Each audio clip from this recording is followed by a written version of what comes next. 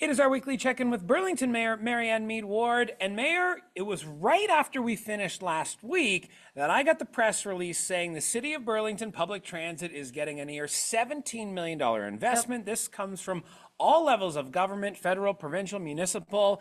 Good news for getting around Burlington. How will it be used? We are buying new buses, conventional buses, about 9 new buses. It's a $17 million investment, as you said. The city shares $4 million, so other levels of government are contributing the rest. We're also increasing our specialized service, and that is so important with an aging population, people with more mobility challenges. That service has been oversubscribed for a very long time. So that will allow us to add that. And then we're also bringing in electric buses, good for the environment. So there's a whole infrastructure that has to go around that, obviously the charging stations and special training and all of that. But this will help us move forward with transit. And really, it's one of the things that we've talked about a lot, Jason, where we've said, municipalities can't fund the infrastructure that is required, and transit is one of those things, transportation. So it's great to see other levels of government coming to the table. Now, a couple weeks ago, I started to see reports surfacing about the possibility of moving the bus terminal in Burlington.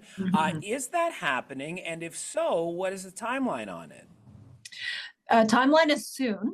So it'll be our little bus terminal on John Street, which once upon a time was considered a major transit station area mobility hub in the same category as Pearson and Union Station, getting millions of visitors. And we get about 400 folks coming through there on and off buses.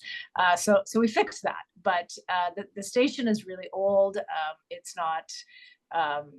We have washrooms, but they're not accessible, so the public can't use them.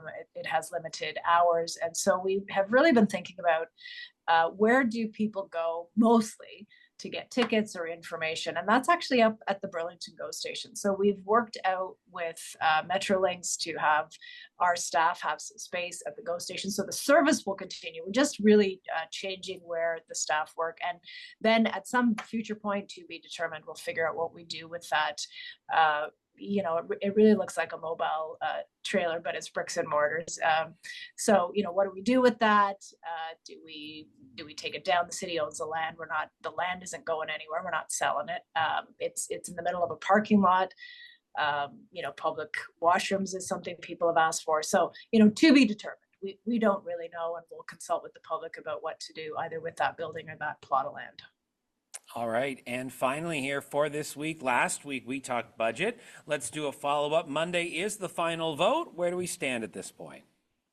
We are at a total blended rate of 5.76. It is about 3/4 of a point higher than we first anticipated because the Halton Regional Police budget is coming in at 13.9% after assessment growth. So that increases the region portion of your tax bill to roughly 6%, which is about double what we were projecting when we did our numbers. So that has increased the total tax rate.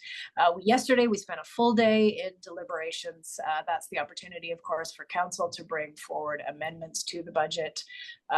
Three things were approved: some additional funding for washroom hours down at Spencer Smith Park, always in high demand. Also approved some additional resources for Burloak Park. We discovered that it's underserved in terms of staffing and needs a little TLC, so we invested in that. And to do that, took some consulting money and switched it over to fund that. So really a good budget given the limited number of amendments that went through.